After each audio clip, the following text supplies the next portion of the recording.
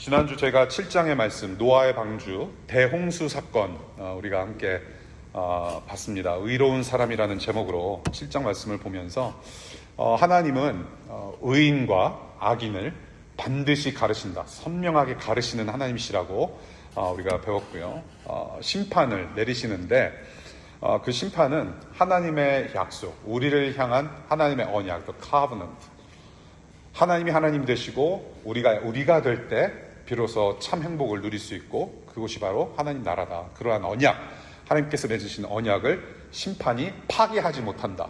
아무리 심판이 있어도 하나님의 언약은 하나님께서 신실하게 이루실 거라는 내용을 우리가 지난주에 나누었습니다.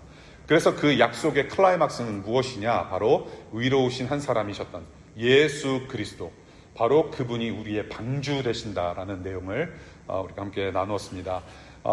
지난주에도 말씀드렸듯이 이 방주, 노아의 방주 사건은 우리가 어린이 동화처럼 가볍고 쉽게 들려지거나 또 가르칠 수 있는 내용이 아니라 이것은 상당히 무거운 말씀이지만서도 우리가 이 이야기 가운데 예수 그리스도를 발견한다면 이것은 결코 가볍거나 혹은 무섭거나 그런 이야기가 아니라 우리 모두에게 은혜의 복음이 된다는 사실을 우리가 함께 나누어 봤습니다.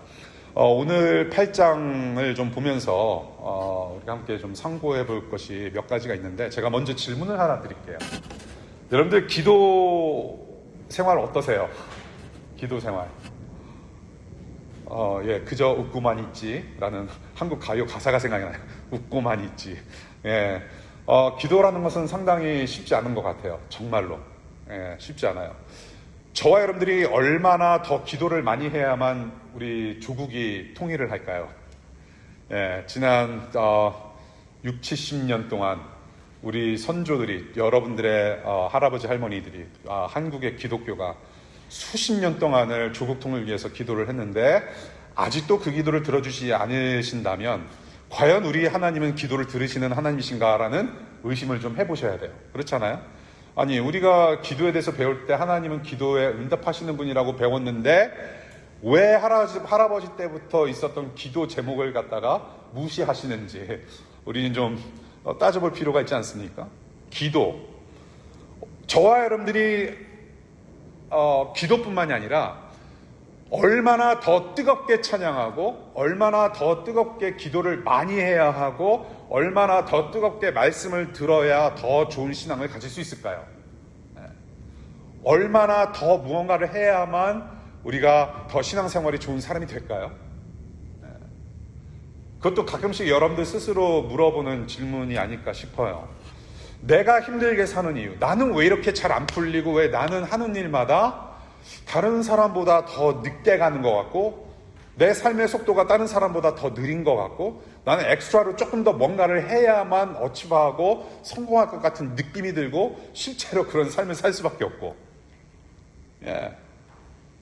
그래서 내가 그렇게 힘들게 사는 이유가 나의 기도나 봉사나 어떤 헌금의 부족에 있지 않는가, 그 스스로 이렇게 자책도 하고 질문하지 않나 싶어요. Maybe something's wrong with me. Not with God, but something's wrong with me. 하나님이 틀린 게 아니라 내가 틀렸다. 그래서 어떤 죄책감 때문에 내가 뭔가를 더 해야 되고 더 기도하려고 애쓰고, 그래서 심지어는 우리 교회는 특세가 없는 좋은 교회임에도 불구하고 새 중에서 가장 무서운 새, 특별 새벽 기도회, 특세 있는 교회 공동체 가서 매일 새벽마다 40일 동안 울부짖었음에도 불구하고 여전히 들어주지 않는다, 하나님은. 그러니까 나의 어떤 나의 열심이 부족한 것 같아서 더 열심을 내보려고 하면서도 그것 또한 힘든 거예요. 열심을 내서 뭔가 잘해보려고 하는데 그 열심을 부리는 것조차도 힘든 신앙생활을 하고 있지는 않은지, 나의 그런 부족함 때문에 정말로 마음이 너무나도 이게 무거워서 예배 모임 오는 것조차도 사실은 버거운 분들이 계실 거라고 믿어요. 저도 사실 그래요. 가장으로서, 남편으로서 일주일 동안 어떻게 살았는지 이렇게 쭉 슬라이드 돌려보고 난 다음에 유튜브 1.5배속으로 쭉 돌려보고 난 다음에 교회에 오면은 사실은 쉽지 않아요. 그럼에도 불구하고 저와 여러분들이 이곳에 와서 우리가 예배를 하고, 그럼에도 불구하고 우리가 매일 매 순간 그래도 우리가 붙들 수 있고 부를 수 있는 이름 예수가 있다는 것은 엄청난 큰 은혜라고 저는 생각을 해요. 예. 그렇지 않고서는 우리가 여기에 있을 필요도 없고 있어도 안 되는 사람들이 모이는 거거든요. 예. 신앙을 이러한 어떤 give and take 구조로 우리가 생각을 많이 하기 때문에 우리가 점점 더 힘들어지는 것이 아닌가. 오히려 우리가 어떤 죄의 짐을 덜어놓고 살아야 되는 것이 맞는데 오히려 우리가 스스로 어떤 어깨에 인생의 어떤 무거운 짐을 스스로 너무 감당하려고 애쓰는 것이 아닌가라는 생각이 들어요. 우리가 예수님을 믿는다는 거, 이렇게 우리가 주일날 모여서 예배 모임을 하고 또 우리가 주중에 말씀과 기도로 또 성도 간의 교제로 또한 우리의 일상에서 열심히 살아내는 것, 그러한 우리의 신앙의 생활은 행위로 대가를 얻어내는 종교 생활이 아니라는 것을 좀 먼저 말씀을 드리고 싶어요. 네. 우리가 뭔가가 부족하기 때문에 하나님이 우리의 길을 활짝 열어주시거나 그렇게 하는 어떤 종교 행위에 달려있지 않다라는 말씀이에요. 하나님을 믿고 따르는 신앙의 삶은 내가 무언가를 더 해야 하고 더 바쳐야 하는지로 그러한 신앙이 평가되는 종교가 아니라는 말씀이에요. 그러니까 이렇게 팀 켈러가 자주 말씀을 하셨던 부분인데요.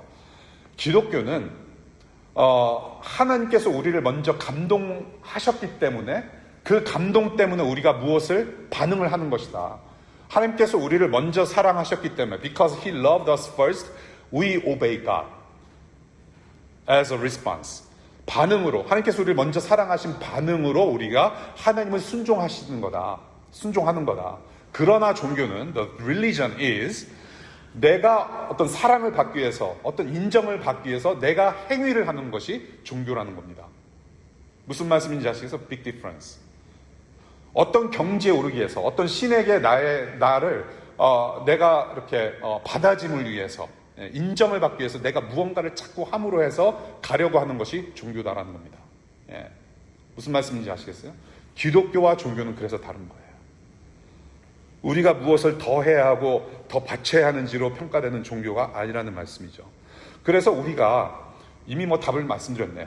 우리가 그래서 교회 봉사도 하고 그래서 우리가 열심히 살면서 정말로 하나님의 영광을 위해서 한 번 사는 인생, 사실 한 번 사는 거 아니에요.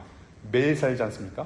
매일 사는 일상 속에서도 정말로 하나님을 추구하면서 하나님을 바라면서 사는 인생, 이러한 삶이 사라질 수 있도록 살게끔 하는 게 있단 말이죠. 바로 그것이 뭐냐 하면 하나님의 신실하심이라고 하는 겁니다. 하나님의 성실하심 때문에 내가 이렇게 살아갈 수 있다는 거예요. Because of God's faithfulness. God is faithful. 신실하신 하나님 때문에 내가 하나님을 사랑하게 되고 하나님을 알아가게 되고 말씀을 접하고 기도도 하고 공동체적으로 함께 신앙생활도 하고 봉사도 하는 것이란 말이죠. 하나님의 신실하심 때문에 내가 오늘 살아가고 있다는 겁니다. 이 신앙은 그래서 나의 신실함이 아니에요. 내가 열심히 무언가를 했고 꾸준하게 교회 생활을 수십 년 했기 때문에 나는 복받을 자격이 있다라고 말할 수 있는 것이 아니라는 말이에요. 나의 신실한 열정과 열심이 아니라 반대로 하나님의 신실하신 열정과 열심히 여러분들을 살려냈고 지금도 하루하루 살아가게 하시며 결국에는 이 매일같이 살아가는 삶이 바로 영원한 생명이다라고 하는 것을 가르치시는 거죠. 그것이 기독교다. 그래서 우리는 은혜로 사는 거예요. 은혜로 산다. 은혜로 사는 거예요.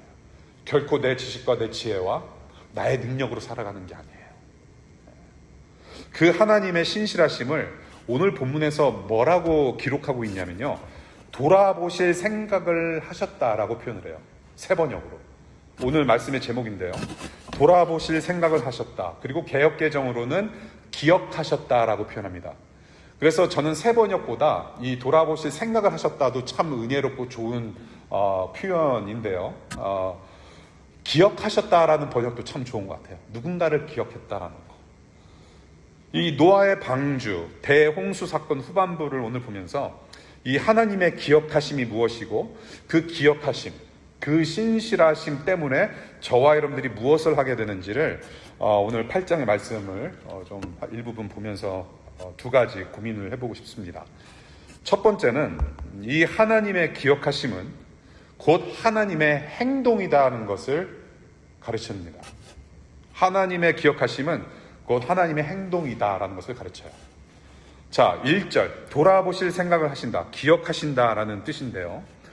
이 하나님의 기억하심이라는 것은 주로 하나님의 심판과 하나님의 복 주시는 행동으로 이어지는 것이 바로 하나님의 기억하심이라고 성경에서 기록하고 있어요. 성경의 곳곳에 하나님께서 기억하신다, 생각하신다라고 하는 그 문구가 있는데, 항상 그 기억하심은 어떠한 하나님의 액션, 하나님의 행동으로 이어져요. 그냥 하나님, 나 너 기억해, 난 널 기억해, 그러고 이렇게 에덴 동산을 그냥 이렇게 유유히 걸어 다니시는 분이 아니라 기억을 하시는 동시에 뭔가를 하신단 말이에요. 그 기억에 근거해서. 그래서 기억하심은 그 하나님의 행동인데요. 이 속으로 갖고 계셨던 의도를 외부적으로 실천하시는 하나님이시란 말씀이에요. 마음에 꽉 묻어뒀던 게 아니라 그것을 외부적으로 반드시 실천하시는 하나님이시다. 그래서 그 실천을 하시는 것은 언약을 이루신다는 뜻이에요. 하나님께서 약속하신 바를 그대로 이루신다라는 겁니다. 그래서 기억은 언약을 이루신다라는 행동이라는 거예요. 언약을 이루신다. 하나님의 약속을 반드시 성취하신다, 이루신다. 그래서 이 기억을 언약적 기억이라고도 하는데요. 자, 이 출애굽기에서 가장 큰 사건이 뭐였죠, 여러분? 출애굽기의 가장 큰 사건. 출애굽. 감사합니다. 그렇게 적절한 반응 너무 좋아요. 출애굽기를 읽어보시면 가장 큰 사건이 출애굽이에요. 이집트를 탈출한 사건인데, 출애굽기 2장 24절, 25절 보시면 출애굽 당시에도 하나님께서 기억하셨다라는 것을 기록하고 있어요. 어떻게 기록하냐면, 히브리 민족, 자기 백성들의 탄식을 들으셨고 언약을 그래서 기억하시면서 그 백성들의 처지를 생각하셨대요. 기억하시고 처지를 생각하셨대요. 자, 자기 백성들을 기억하시고 생각하시고 그렇게 탄식 소리를 들으신 다음에 어떤 일을 하셨는가? 그 다음에 출애굽 과정에서 무슨 또 엄청난 사건이 터지죠? 물과 연관된 사건인데, 제 성씨와 연결된 사건인데, 그렇죠, 홍수. 감사합니다, 반응해 주셔서. 홍수 사건이 일어나요. 물이 턱하니 가로막혀 있는데 하나님께서 그 물을 가르세요. 바다를 가르시고 진흙을 마르게 하신 뒤에 히브리 민족, 자기 백성들을 건너게 하신 사건입니다. 그러니까 결국 뭐예요? 하나님께서는 기억만 하지 아니하시고 물을 가르셔서 구원해내셨다는 말이에요. 신실하게 하나님의 언약, 구원의 약속을 이루시는 하나님을 우리가 출애굽기에서 보게 되는 것입니다. 그래서 우리가 이 하나님께서 기억하시고 생각하신다라는 것을 우리가 늘 기억할 때에, 하나님은 그냥 생각만 해서 끝이는 분이 아니라 이것을 외적으로 표현하시고 우리를 그렇게 이끌고 가시는 분이시구나라는 것을 우리가 늘 기억하면 좋겠어요. 자, 하나님은 그래서 노아의 무엇을 기억하시는지 우리를 알아야 돼요. 이게 좀 중요한 포인트 같아요. 노아의 어떤 면을 보셨기 때문에 노아의 방주까지 만들게 하셔서 구원케 하셨는가? 자, 노아 의로운 사람이라고 말씀하셨어요. 그리고 하나님께서 방주를, 보트를 이렇게 지으라고 하셔가지고 노아는 그대로 순종을 했대요. 그래서 노아는 의의 사람이기도 하고 순종의 사람이에요. 어떤 특별한 행위를 분명히 한 건 맞아요. 그런데 오늘 본문을 보면 노아가 어떤 사람인지를 기억하고 있다라는 표현을 하신 적이 없어요. 그렇게 기록하고 있지 않아요. 노아가 어떻게 구원받을 이유가 있을까? 구원받을 만한 이유가 포착되었기 때문에 노아와 그 일가를 구원하신 것일까? 아무리 의로운 사람이라고 이렇게 성경에 기록되어 있을지라도 오늘 본문 8장에서는 굉장히 중요한 포인트임에도 불구하고 그거에 대해서는 침묵하고 있다란 말이에요. 어떤 구원을 받을 만한 사람은 사실은 한 명도 없습니다. 세상에 의인은 하나도 없다라고 성경에서 하나님이 성경을 통해서 그렇게 진단하고 계시고 우리에게 그렇게 가르쳐주고 계세요. 노아도 he was just one of us. 우리랑 사실 똑같은 사람이에요. 의로운 사람이라고 성경은 기록하고 있지만 여전히 하나님의 구원이 필요한 죄인의 삶을 살았다는 얘기죠. 죄인이 아닌 사람은 예수님밖에 없었어요. 그러니까 노아도 필시 우리랑 같은 사람이었단 말이에요. 그렇다면 구원에 그런 어떤 퀄리피케이션이 있는 사람이었는가? 구원을 받을 만한 요건이 있었는가? 아니란 말이에요. 하나님께서는 이 노아가 구원받을 만한 요건이 있는지 확인한 다음에 내가 기억해야 되겠다. 그래, 그러면은 기억했으니까 내가 그 사람을 구원해내야지. 그게 아니란 말이에요. 하나님은 그냥 그 존재를 기억하신 거예요. 존재를. 구원은 받을 만한 자격이 하나도 없는 자에게 베푸시는 하나님의 일방적인 은혜이자 사랑입니다. 종교적 열심에 대한 대가가 아니라 그 존재 자체를 기억하시는 하나님의 신실하심이 노아를 구했다는 거예요. 하나님의 신실하심이. 그 기억하심으로 그래서 어떤 행동을 하시나? 가장 먼저 오늘 본문 보니까 뭐예요? 가장 먼저 땅 위에 뭐를 일으킵니까? 바람을 일으키세요. 바람을 일으키세요. 하나님께서 기억하셨어요. 돌아와 보실 생각을 하셨어요. 그 다음에 가장 먼저 하신 일이 뭐예요? 바람을 불러일으키셨어요. 바람을. 땅 위에 바람을 일으키셨어요. 물 위에 바람을 일으키셨어요. 자, 무엇이 생각납니까, 여러분? 창세기 공부하신 분들. 창세기 1장 2절. 하나님께서 태초에 천지를 창조하셨을 때 영이 물 위에 운행하시고 어떻게 합니까? 물 위에 다 다니셨다고 그래요. 그런데 그 영이라는 단어는 바람이란 단어와 같은 단어라고 말씀을 이미 드렸습니다. 영이신 우리 하나님께서 바람처럼 물 위에, 수면 위에 운행하셨다라는 표현을 1장 2절에서 하게 됩니다. 그게 뭐예요? 창세기 1장 2절. 창조 때도 성령께서 바람처럼 다니신 것처럼 지금 노아의 방주 때에도 물로 새로운 세상을 만드신 데 있어서 가장 먼저 하신 일이 바로 물 위에 영처럼 바람이 왔다 갔다 했다라는 거예요. 새로운 창조의 역사의 시간을 우리가 보게 되는 거죠. 자, 2절 볼게요.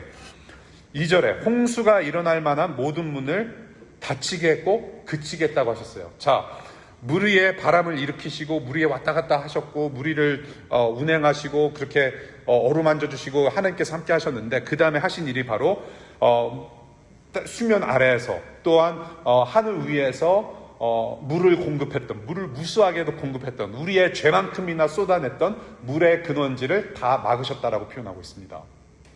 자, 닫히고 그쳤다. 여기서 어떤 형태로 문장을 쓰냐면 수동사로 쓰고 있습니다. 패시브 형태로 문장을 쓰고 있어요. 닫혔다, 그쳐지게 했다라고 쓰고 있어요. 그러니까 결국은 뭐예요? 누군가에게 닫혀졌고 그쳐졌는데 누가 한 거예요? 하나님께서 하신 일이에요. 사람의 능력으로는 절대 할 수 없는 저주의 문을 하나님께서는 닫게 하셨다라는 거예요. 하나님이. 그래서 홍수라는 것은 자연현상이 아니라 하나님의 통치고, 그래서 기억하심, 신실하심은 곧 구원이라는 새로운 역사를 만드시는 하나님의 통치행위라는 것을 성경에서 가르치고 있는 거죠. 하나님의 통치행위, 다스리심. 여러분도 하나님의 다스리심 안에 있습니다. 그 어느 영혼도, 그 어느 생물도, 그 어느 자연세계 어떤 것도 하나님을 떠나서는 살 수 없는 것입니다. 여러분들은 믿음이 있든지 없든지 여러분들은 하나님의 다스리심 안에서 지금 살아가고 있는 것이에요. 우리가 나는 믿음이 없는데 지금 저 사람이 무슨 말씀을 하고 있지요?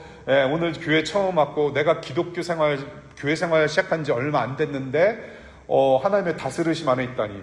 내 대통령은 트럼프고 그런데 누가 나를 다스린단 말입니까? 아니에요. 하나님은 여전히 우리에게 은혜를 주세요. 믿지 않는 분들일지라도 일반적인 은혜를 주세요. 이 땅을 살아가게끔 계속해서 은혜 안에 두게 하셨어요. 가령 예를 들어서 일반 은혜로 여러분들 신호등 건너는 것도 그것도 은혜입니다. 교통법규가 있는 세상에서 살아가는 것 자체가 은혜예요. 하나님께서 인간들에게 그러한 은혜, 법규를 만들 수 있는 은혜를 주셔서 최소한의 질서를 지키고 살아가면은 그래도 생명은 어느 정도 보존받을 수 있다라는 은혜를 주신 거예요. 그 은혜 가운데 두게 하셨단 말이에요. 그것이 바로 하나님의 다스리심이고 통치하심이고, 그 은혜 속에서 살다가 예수 그리스도라는 특별한 은혜를 받았을 때, saving grace, common grace가 아니라 saving grace, 나를 구원하신 특별하신 은혜를 받고 나서는 하나님의 자녀로서 영원한 생명을 살게 되는 것이 바로 하나님께서 우리에게 주신 복이라는 겁니다. 특별한 은혜. 우리는 하나님의 기억하심과 신실하심 속에 있어요. 우리 로마서 3장 3절 함께 읽겠습니다. 시작. 그들 가운데서 얼마가 신실하지 못했다고 해서 무슨 일이라도 일어납니까? 그들이 신실하지 못했다고 해서 하나님의 신실하심이 없어지겠습니까? 고린도전서 1장 9절 시작. 하나님은 신실하신 분이십니다. 하나님께서는 여러분을 부르셔서 그 아들 우리 주 예수 그리스도와 신교를 가지게 하여 주셨습니다. 하나님의 열심이에요. 우리가 신실하지 못하여서 하나님이 신실하지 못하다? 아니에요. 우리는 신실하지 못하더라도 하나님은 신실하세요. 우리가 하나님을 기억하지 못하고 죄인으로 영원히 살 수밖에 없었어도 우리 하나님은 여전히 우리 죄인들을 기억하시는 분이란 말입니다. 그 기억하심, 그 신실하심이 바로 우리를 끄집어내서 우리를 살리게 하셨다는 말씀이에요. 여러분이 예수라는 방주 안에 들어가는 구원은 여러분의 열심이 아니라 하늘에 속할 만한 자격이 있어서가 아니라 여러분의 존재를 신실하게 기억하시는 하나님 때문이심을 믿으시기를 바랍니다. 일방적인 통치 때문에 가능한 거예요. 이것은 은혜라는 선물이라는 단어는 은혜라는 단어랑 똑같습니다. 선물은 은혜로 받는 거예요. 그냥 거저주는 은혜를 선물을 받는 것입니다. 그 노아의 방주를 여러분들이 받으시기를 바라요. 예수로 새로운 생명의 삶을 살게 된 것은 십자가라는 죽음, 그 행동으로 이어지는 하나님의 신실하심 때문이다. 그것 때문에 우리가 살게 된 거예요. 저는 여러분들이 그 은혜를 기억하실 수 있기를 바라요. 주님의 신실하심 때문에 그 사랑은 은혜로 사는 삶이다. 신실하심 때문에, 그 사랑 때문에 은혜로 사는 삶이다. 그 은혜의 삶을 계속해서 신실하게 살아가실 수 있기를 바라요. 두 번째, 이자 마지막 포인트. 두 번째 이 본문으로 우리에게 가르쳐 주시는 건 뭐냐면 하나님의 기억하심은 우리를 인내하게 하신다라는 사실이에요. 하나님의 기억하심, 하나님의 성실하심은 저와 여러분들을 인내하게 하세요. 자, 물이 빠지기 시작합니다. 이제 40일이 지나요. 노아가 먼저 뭐를 내보내죠? 어떤 새? 까마귀. 그 다음에 까마귀 내보낸 다음에 어떤 새 내보내죠? 그렇죠. 저와 같이 생긴 아주 평화롭게 생긴 비둘기를 내보내요. 자, 이 일종의 테스트죠. 물이 얼마나 빠졌는지, 우리가 나갈 수가 있는지 없는지를 가늠하기 위해서 두 가지 종류의 새로 시험을 합니다. 근데 저는 이것이 굉장히 어려서부터 얘기를 들었음에도 불구하고 너무 궁금해요. 왜 하필이면 까마귀고 왜 하필이면 비둘기인가? 근데 이 까마귀는 그냥 여러분들이 일반적으로 아시는 것처럼 좀 저돌적이에요. 좀 보기에도 좀 무섭지 않습니까, 여러분? 까마귀. 그래서 좀 피해가고 싶잖아요. 물론 새를 싫어하는 분들이 계시긴 해요. 그래서 비둘기도 피해가시는 분. 그래서 그런지 저도 피해가시는 분들이 많은 것 같아요. 근데 비둘기를 막 일부러 피하기보다는 까마귀를 주로 많이 피하지 않습니까? 뭔가 무서워요. 까마귀를 볼 때마다 이렇게 널브러져 있는 시체를 쫓는 것 같기도 하고. 까마귀가 좀 더 저돌적이고 강하고 더 높이 난다라고 합니다.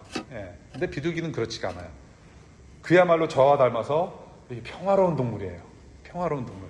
남을 공격하는 일 있습니까? 비둘기가 열받았다고 해서 독수리 공격하는 거 봤어요? 아니에요. 그렇잖아요. 온순해요. 결국 비둘기를 통해서 물이 빠진 걸 알게 돼요. 다시 돌아와서 물이 빠진 걸 알게 되는데 저는 여기서 한 가지 질문을 할 수밖에 없어요. 왜 노아는 두 가지 종류의 새를 사용을 해서 테스트를 했는가? 어떻게 보면 믿음이 없는 행위 같아요. 그렇지 않습니까? 분명히 하나님께서 노아에게 방주를 만들어서 물에 띄우라고 하셨고 그거를 실천했어요. 그러면 노아 입장에서는 하나님을 전적으로 신뢰하는 게 맞아요. 그냥 언젠간 마르겠죠. 언젠간 마르겠죠. 뭐 방주 안에서 썩힐 하나님이십니까? 그렇지 않잖아요. 근데 노아가 괜히 잘 길러놓은 까마귀와 비둘기를 내보냈다는 것은 어쩌면 믿음 없는 행위처럼 보일 수 있단 말이에요. 하나님을 믿지 않음. 그래서 비둘기와 까마귀에게 의존할 수밖에 없는 어떤 노아의 비신앙적인 행동이 아닐까. 그런데 이와 비슷한 내용이 또 있어요. 여호수아 시대 때 하나님께서 히브리 이스라엘 민족에게 약속의 땅을 약속을 하셨어요. 땅을 약속을 하셨는데 이제 여호수아 군대에게 이제 진군하게 하라. 그래서 이제 이렇게 이제 정복을 하게 되는데 이 땅을 정복하는 과정에서 여호수아가 정탐꾼 2명을 보내요. 정탐꾼 2명을 보내서 거기를 정탐을 하게 만든 다음에 스파이를 보내게 한 다음에 그 스파이 2명한테 보고를 받습니다. 이것도 이상해요. 하나님께서 오래전부터 약속하신 땅을 주시겠다고 하셨다면 그냥 가면 되는 거 아니에요? 근데 뭐 굳이 정탐꾼을 보내서 앞에 좀 정황이 어떤지 살펴보고 그래서 전략을 짜야 되는 것이라면 여호수아는 필시 믿음 없는 사람이 틀림없어요, 사실은. 이것도 비신앙적인 행동 아닐까요? 아니, 하나님께서 전 진군하라. 약속의 땅 내가 줄 것이다. 그냥 앞으로 가면 돼. 나를 믿어라 하면 그냥 가면 되는데. why 정탐꾼? 네, 이해가 안 돼요. 어떻게 보면은 비신앙적인 일을 할 수 있다고 생각을 해요. 그런데, 하나님은 이거에 대해서 특별히 이렇게 화를 내시거나 벌을 내리신 적이 없어요. 이것은 하나님께서 주신 지혜라고 저는 생각을 해요. 하나님께서 주신 지혜다. 그러니까 이렇게 지혜, 저와 여러분들이 가지고 있는 지혜, 노아와 여호수아가 가지고 있는 지혜는 구원에는 기여를 하지 않아요. 구원에는 아무런 영향을 주지 않아요. 그런데 구원의 여정을 가는 길목에서 하나님께서 주시는 지혜인데 그 지혜는 어떤 기능을 발휘하느냐? 하나님께서 하시는 일을 목격하게 만들어요. 정탐꾼을 보냄으로 비둘기를 내므로 해서 하나님이 어떠한 일을 하시는지를 witness, 목격하게 하셔요.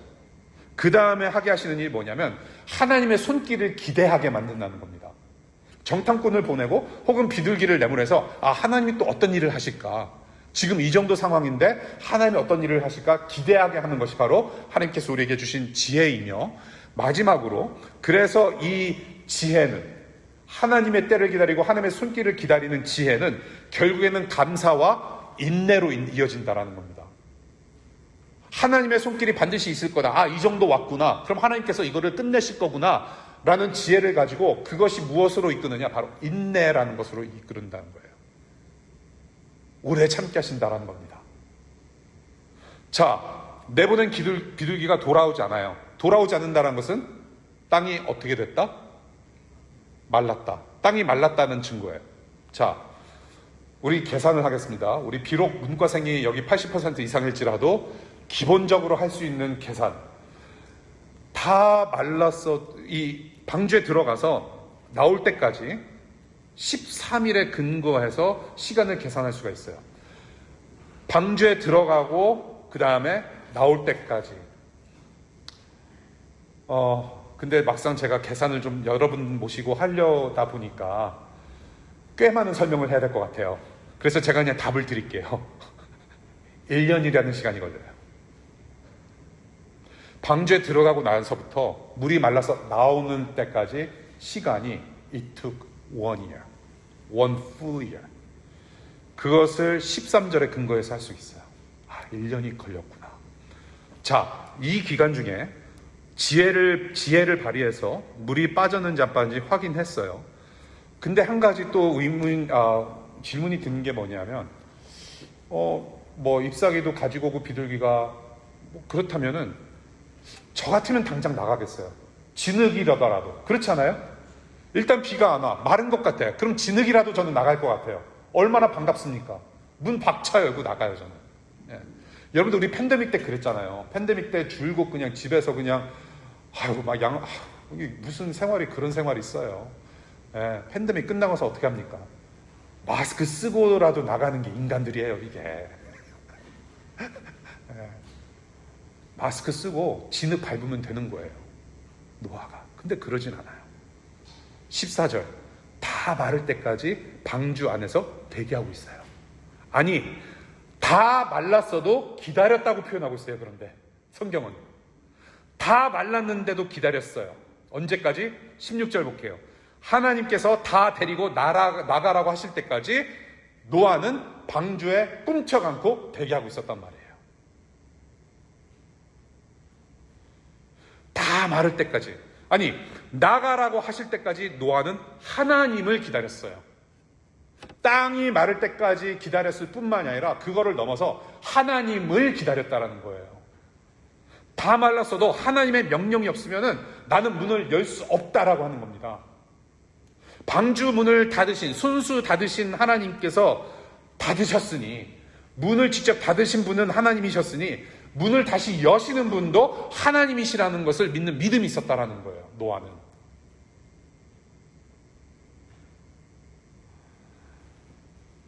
최초의 세상과 거리두기 사건입니다. 노아의 방주는 최초의 자가격리 상태인 거예요. 이거 지금 소셜 디스턴스 1년 동안 밖에도 못 나가. 우리는 팬데믹 첫해 팬데믹 동안에 그래도 나갈 수는 있었잖아요.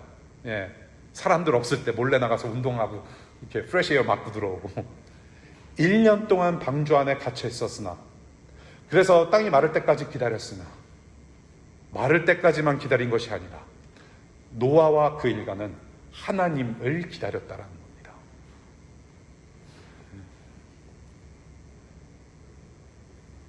이 지금 세계 최초의 자가격리, 세상과 거리두기 상태에서 피로감이 얼마나 쌓였을까요, 여러분? 1년 동안 배 안에 있다고 생각해 보세요. 노아도 인간이에요. 우리와 성정이 같은 인간. 그리고 맨날 만나는 사람이 자기 며느리, 저 지긋지긋한 자기 아들들, 동물 똥냄새 맡고 방전이 있다는 것은 결코 쉬운 일이 아니었을 거예요. 네. 땅이 말라서 움직일 수 있어도 움직이지 않는 믿음의 인내로 하나님의 말씀을 1년 동안 기다린 거예요. 인내는 그래서 저는 믿음의 증거라고 생각을 합니다. 믿음과 인내는 항상 같이 가요. 항상 같이 가요. 노아는 분명 말씀을 순종하고 그래서 믿음의 사람, 인내의 사람이 되었어요. 이 순종이라는 남편과 믿음이라는 아내가 만나면 무엇을 낳느냐? 인내라는 자식을 낳아요. 인내는 믿음이라는 부모가 있어야 돼요. 믿음과 인내는 항상 같이 갑니다. 여러분들도 그렇잖아요. 누구랑 친구랑 약속했어. 저도 아직 못 가본 DC 안에 있는 미슐랭 뭐죠? 그 셰프가 운영하는 아주 만나는 식당에서 우리 친구랑 밥을 먹을 거라고, 수요일 밤에 만나서 먹을 거라고 약속을 딱 걸어놔요. 거기에 내 소망이 있으며 나의 믿음이 있고 수요일까지 나는 인내할 수 있어. 내가 3일을 굶더라도 나는 그 수요일 밤 7시 분명히 나는 천국을 만끽할 거야. 믿음은 인내를 수반해요. 노아의 방주 사건에서 여러분들 노아가 말을 한 적 본 적 있으세요? 아무리 성경을 탈탈 털어봐도 노아는 한마디 안 해요. 노아가 방주에 들어갈 때부터, 주님의 말씀을 들을 때부터 방주에서 나올 때까지 계속 노아는 말이 없어요. 할아버지라서 그럴까요? 그분은 말이 없으세요. 오직 말씀하시는 분은 하나님이세요. 악인들을 향해서 불만도 했습니까? 불만도 안 했어요. 아유, 저런 나쁜 놈들 때문에, 하나님의 말씀을 거역하고 저렇게 그냥 태폐적으로 사는 놈 때문에 내가 이게 무슨 고생이냐. 근데 살았잖아요.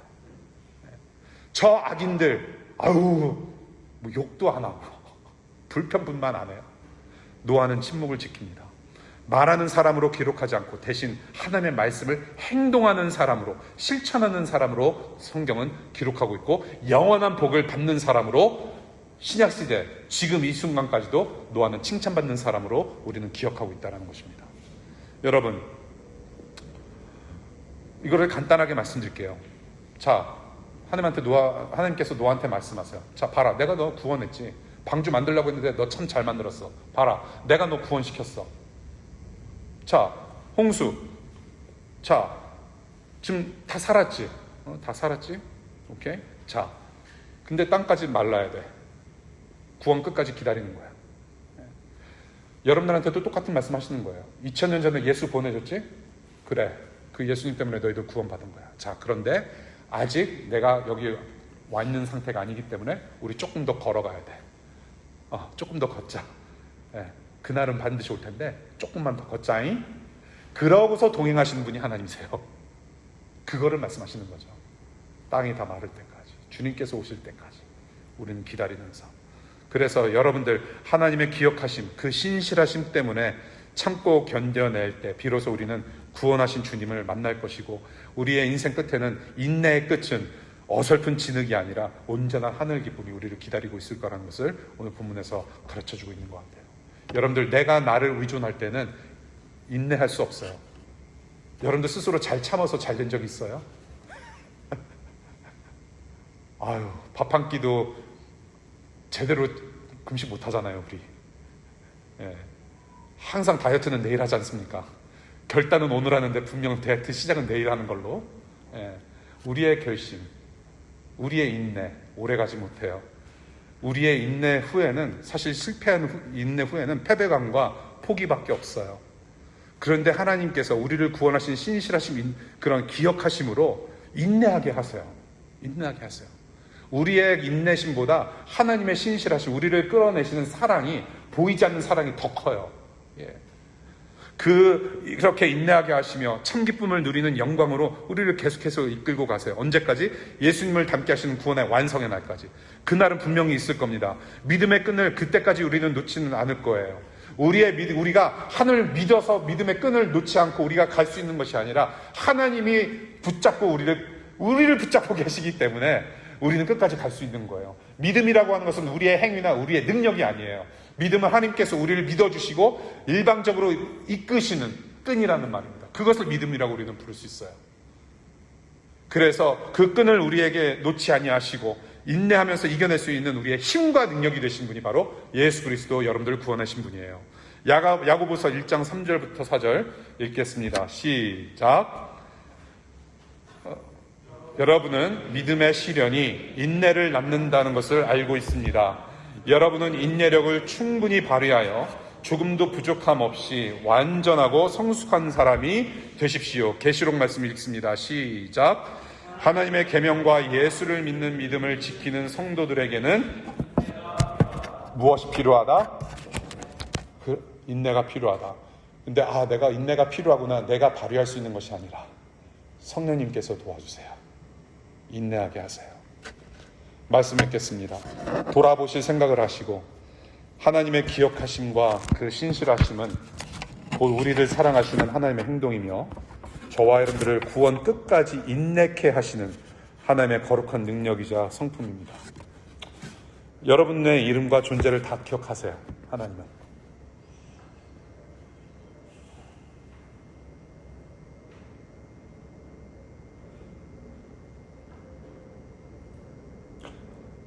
살다 보니까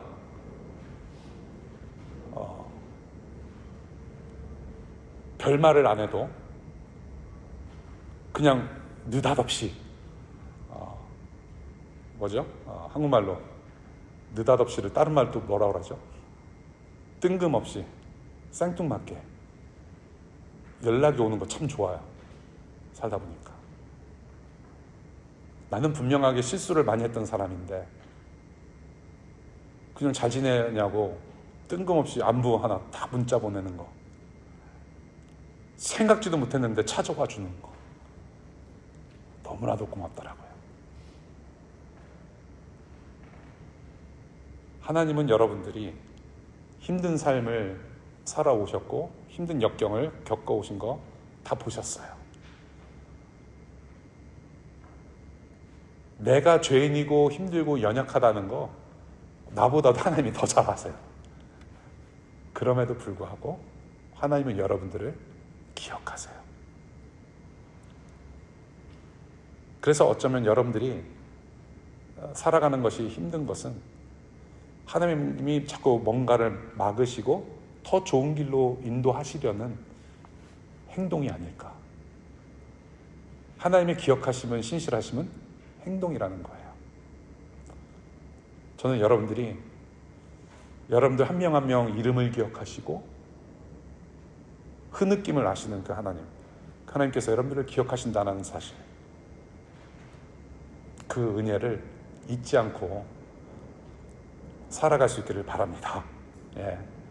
우리가 한 공동체로서 우리가 하나님의 사랑과 은혜를 기억하면서 또 우리 옆에 같이 이 세상에서 힘들게 분투하고 있는 우리 형제자매들 또 기억하면서 밥 한 끼라도 숟가락 하나 더 놔줌으로 해서 함께 나눠 먹을 수 있고 서로 힘과 용기를 북돋아 줄 수 있는 그런 천국 공동체가 되었으면 좋겠어요.